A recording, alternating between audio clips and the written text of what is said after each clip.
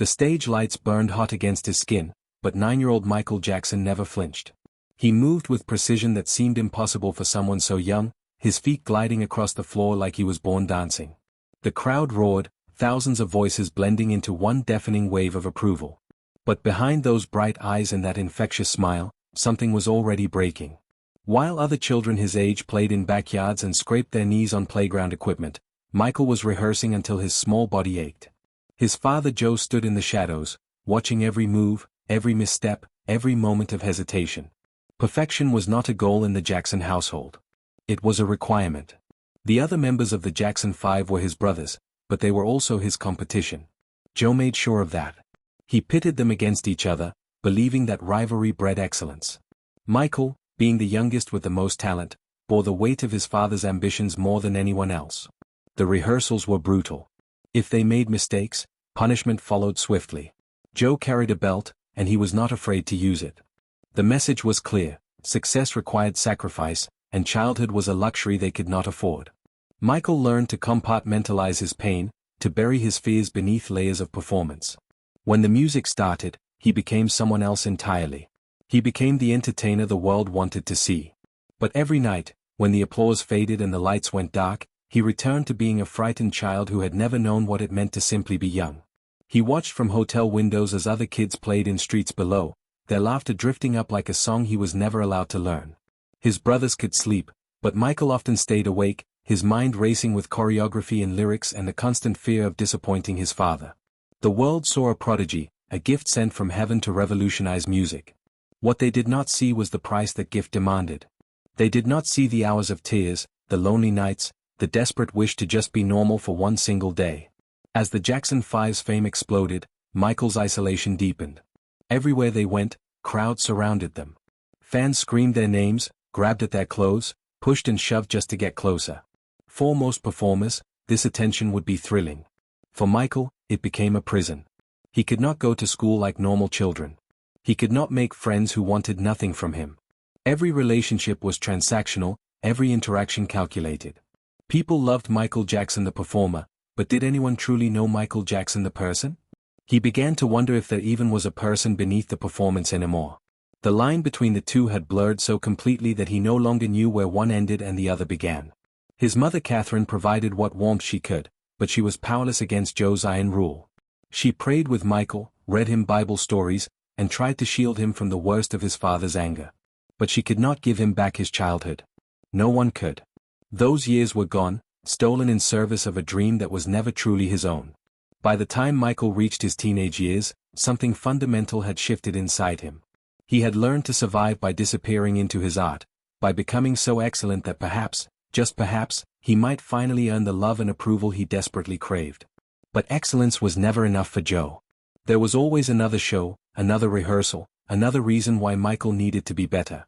And so the boy who could make millions dance had never learned to dance for himself. The boy who could make the world weep with his voice had no one to hear his own tears.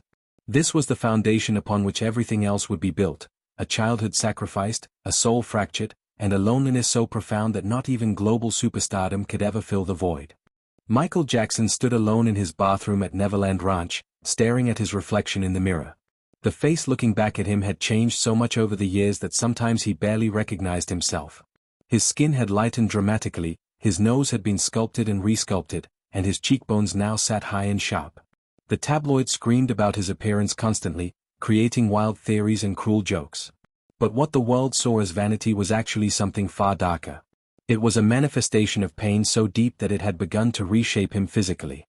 Michael suffered from vitiligo, a skin condition that destroys pigmentation and leaves patches of white across brown skin. For someone whose identity had been so closely tied to being a young black performer, watching his skin betray him was devastating. Rather than appear mottled and uneven, he made the decision to depigment his skin completely. Dermatologists confirmed his condition, but the public did not believe it. They wanted a scandal, a freak show, something to mock. And mock they did.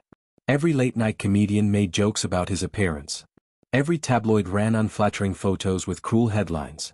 The man who had spent his entire life perfecting his image was now defined by people who saw him as a punchline. The surgeries on his nose had started for professional reasons, or so he told himself. He wanted to look more refined, more camera-ready. But each surgery led to another, and another, as he chased an image of perfection that seemed to move further away with each procedure. The truth that Michael could never admit publicly was simpler and more heartbreaking. He hated the face in the mirror because it reminded him of his father. Joe Jackson's features had been passed down to his son, and every time Michael looked at himself, he saw the man who had beaten him, controlled him, and stolen his childhood. The surgeries were not just about vanity. They were about trying to erase that connection, to become someone new, someone who was not defined by pain and fear. But you cannot cut away trauma with a scalpel. It lives in your bones, in your memories, in the way you see yourself no matter what the mirror shows.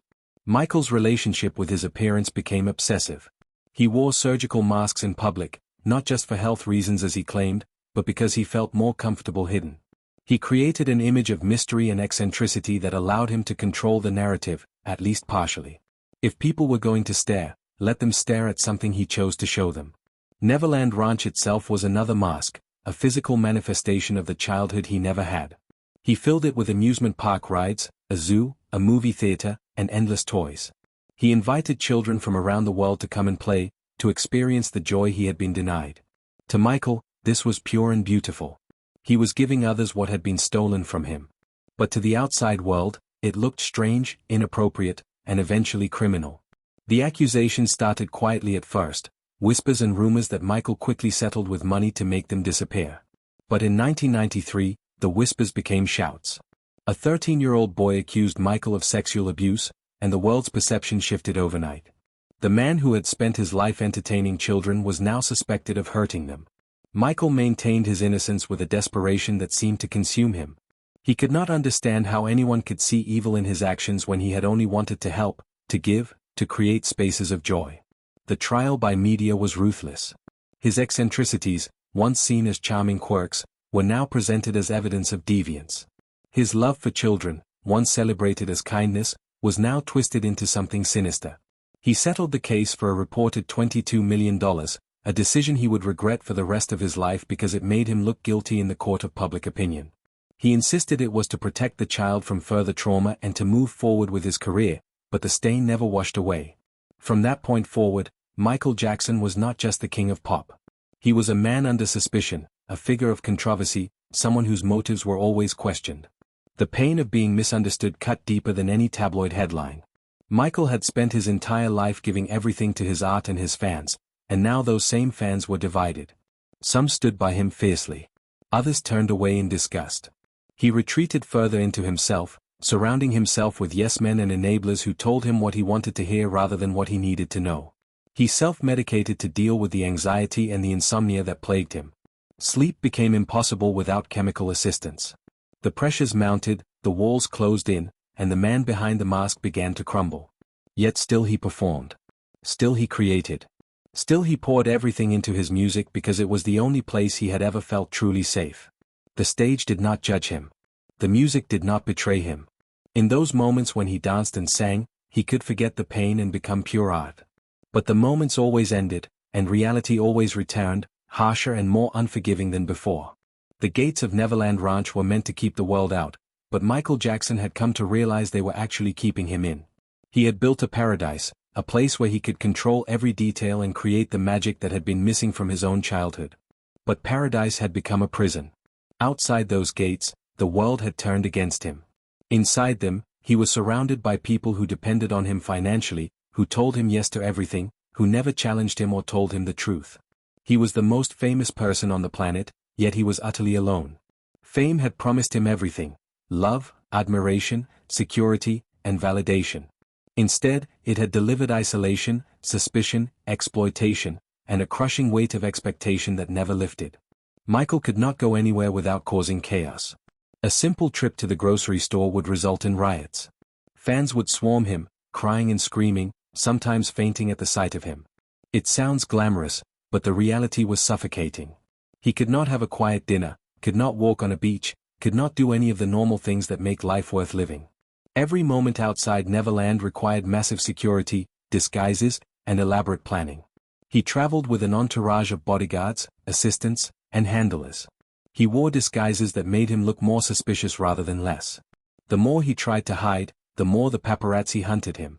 They followed his cars, climbed trees outside his property, bribed his staff for information. Nothing was sacred.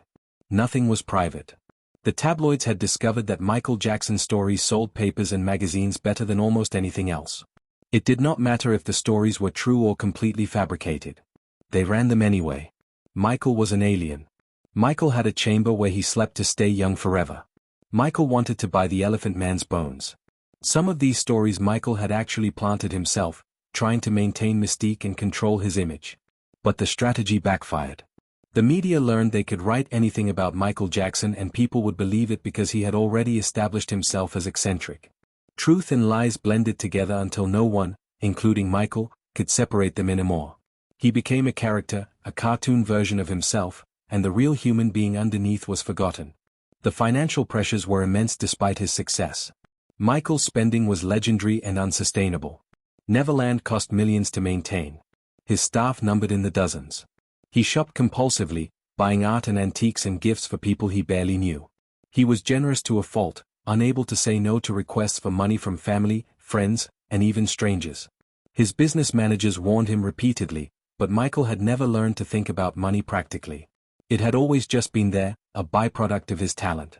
When you are told from childhood that you are a cash machine, that your value is measured in ticket sales and album numbers, you never develop a healthy relationship with finances. Michael's contracts were complex and not always in his favor. He had been taken advantage of repeatedly, signing deals that gave others control over his music and his earnings. The 2005 trial was the breaking point. Michael was accused again of child molestation, this time by the family of a young cancer survivor who had stayed at Neverland. The trial was a media circus unlike anything the world had seen. Every day, cameras captured Michael arriving at court, often in pajamas when he was late or ill. The proceedings were humiliating. Prosecutors painted him as a predator who used his fame and wealth to lure victims. The defense portrayed him as an innocent man-child who was being extorted by opportunistic families. The jury heard testimony after testimony, saw evidence and counter-evidence, and finally, after months of deliberation, they acquitted him on all counts. Michael was free, but the victory felt hollow. The trial had destroyed him. He had lost weight, his health had deteriorated, and his spirit was shattered. Even though he was found not guilty, the stain remained. Many people still believed he was guilty and had simply bought his way out of consequences. Michael could not bear to return to Neverland after the trial. The place that had once been his sanctuary now felt contaminated by the accusations, by the police raids, by the intrusion of the outside world into his private space. He left America altogether, moving to Bahrain where a prince offered him refuge. He wandered from country to country, never staying long, always looking for a place where he could simply exist without being torn apart. But there was nowhere to hide. Michael Jackson was too big, too famous, too controversial. The prison of fame followed him everywhere. Friends watched helplessly as he deteriorated. Elizabeth Taylor, one of his few genuine friends, begged him to get help. She understood the unique burden of childhood fame, having been a star since she was young. But even she could not reach him. Michael had surrounded himself with enablers who fed his addictions rather than challenging them. Doctors prescribed him powerful medications with little oversight. He slept only with chemical assistance, his body so accustomed to drugs that normal sleep was impossible. He rehearsed obsessively when he worked, pushing his aging body beyond its limits because perfection was all he had ever known. The man who had once moonwalked across stages with supernatural grace now struggled with basic movements. His lungs were damaged, his body was frail, and his mind was clouded by the cocktail of medications keeping him functional. Yet despite everything, he was planning a comeback. He had signed on for a series of 50 concerts in London called This Is It. It was meant to be his triumphant return, proof that he was still the king of pop, still relevant, still capable of magic. But everyone close to him worried whether he would survive it.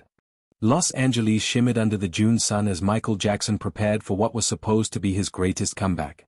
The rehearsals for This Is It were taking place at the Staples Center, and crew members watched with a mixture of awe and concern.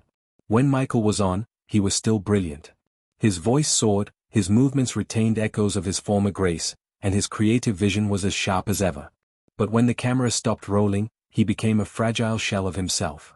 He wore multiple layers of clothing even in the heat because he was always cold. His weight had dropped to a dangerous level, his skin was pale, and his eyes had a distant quality that frightened those who truly cared about him. He was not well, and everyone could see it, but the machine around him kept moving forward.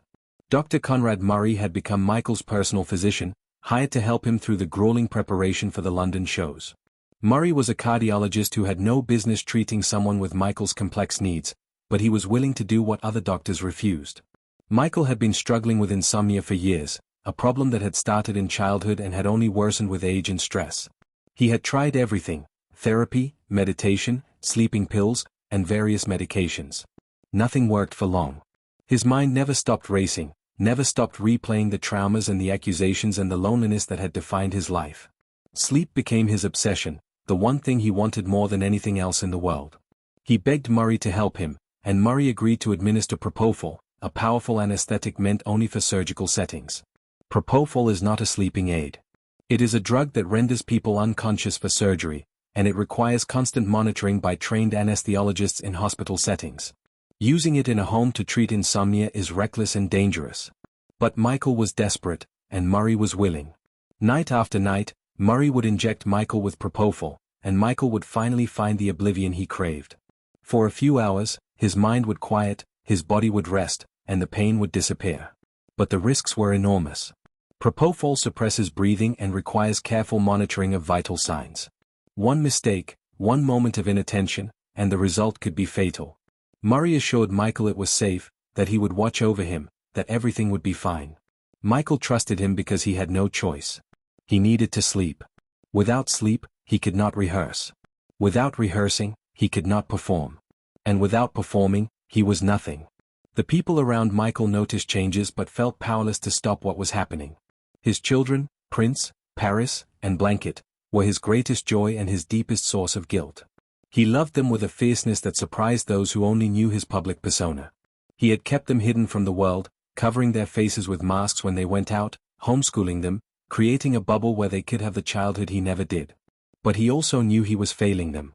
His health was deteriorating, his finances were in chaos, and his ability to protect them from the world that had destroyed him was limited. He tried to be present for them, to play and laugh and create memories, but exhaustion pulled him under constantly. He would fall asleep in the middle of conversations, his body simply shutting down from the strain. On June 24th, Michael had a rehearsal that went remarkably well. He sang Earth Song with passion that moved the crew to tears. He seemed energized, focused, almost like his old self. People allowed themselves to hope that maybe, just maybe, he would pull this off. Maybe the comeback would work. Maybe Michael Jackson would rise from the ashes one more time and remind the world why he was called the King of Pop. He left the Staples Center that night and returned to his rented mansion on North Carrollwood Drive in Holmby Hills. He spent time with his children, kissed them goodnight, and then retreated to his bedroom where Murray was waiting with the drugs that would help him sleep. What happened in the early hours of June 25th would be debated in courtrooms and investigated by authorities, but the basic facts are tragically simple. Murray administered propofol to Michael, along with other sedatives. Michael drifted into unconsciousness, finally finding the peace that had eluded him for so long. But Murray made a fatal error. He left Michael alone. He made phone calls, sent text messages, attended to other matters while his patient lay unconscious and vulnerable. Michael's breathing slowed and then stopped. His heart, already weakened by years of stress and medication, ceased beating. By the time Murray returned and realized what had happened, it was too late. He attempted CPR, but he did it incorrectly, on the bed rather than on a hard surface. He delayed calling emergency services, precious minutes ticking away as Michael slipped further from life. When paramedics finally arrived, they found Michael Jackson, the most famous entertainer in the world, unresponsive and dying in a rented bedroom surrounded by empty bottles of medication. They rushed him to UCLA Medical Center, but everyone knew it was over.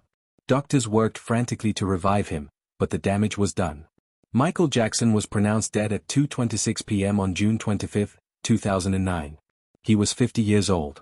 The news spread across the world within minutes. Websites crashed from the traffic. News anchors struggled to maintain composure as they reported the story.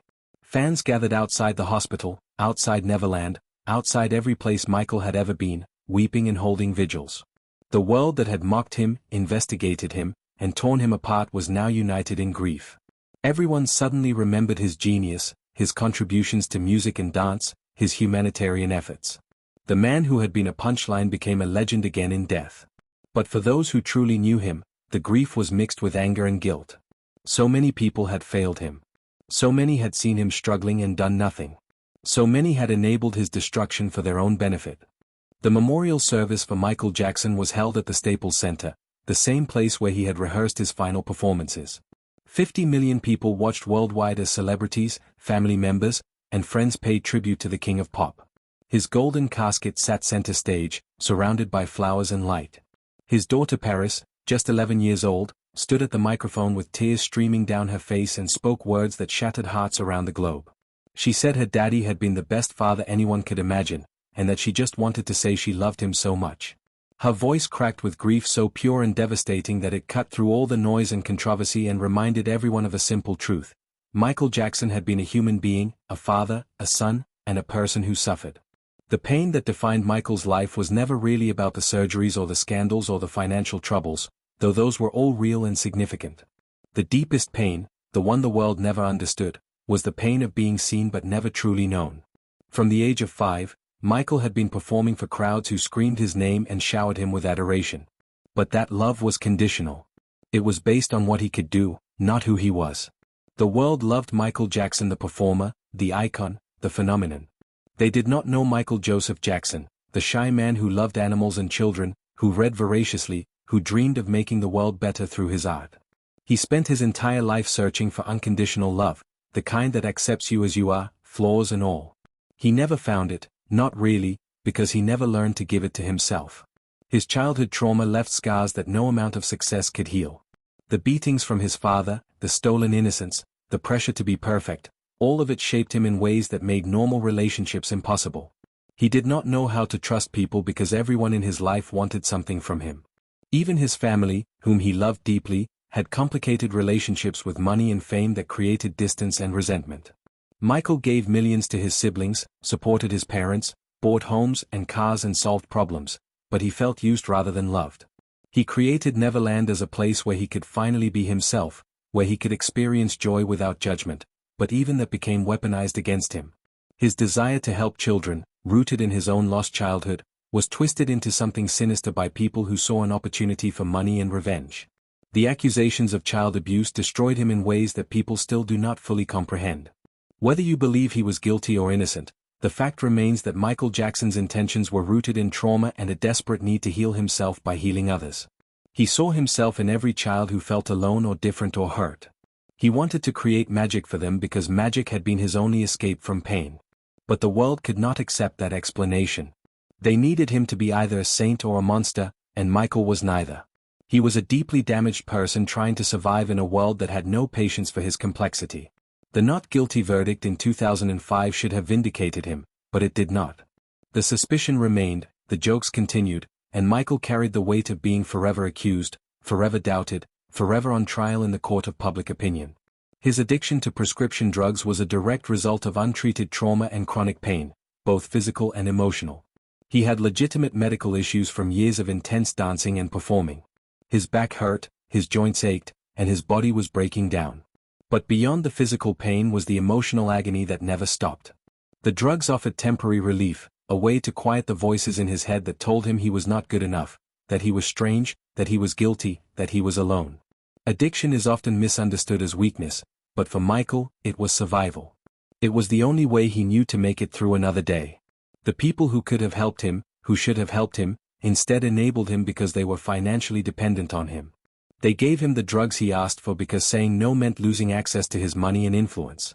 Dr. Murray was just the last in a long line of people who prioritized their own interests over Michael's well-being. The final pain, the one that cuts deepest when you understand Michael's story, is that he died still trying to prove himself. The This Is It concerts were not really about a triumphant comeback. They were about Michael Jackson, at 50 years old, still desperately seeking the approval and love that had eluded him his entire life. He was still the little boy dancing for his father, hoping that this time, finally, it would be enough. He pushed his broken body to rehearse because excellence was his only currency. He agreed to 50 shows, an impossible number for someone in his condition, because he could not say no. He died in pursuit of perfection, in pursuit of love, in pursuit of peace that only came when Dr. Murray injected him with drugs that stopped his heart. The tragedy of Michael Jackson is not just that he died too young. It is that he never got to live. He never experienced a normal childhood, a normal relationship, a normal day where he was just Michael, not the icon, not the controversy, not the king of pop. His legacy is complicated because his life was complicated. The music remains brilliant, timeless, and revolutionary.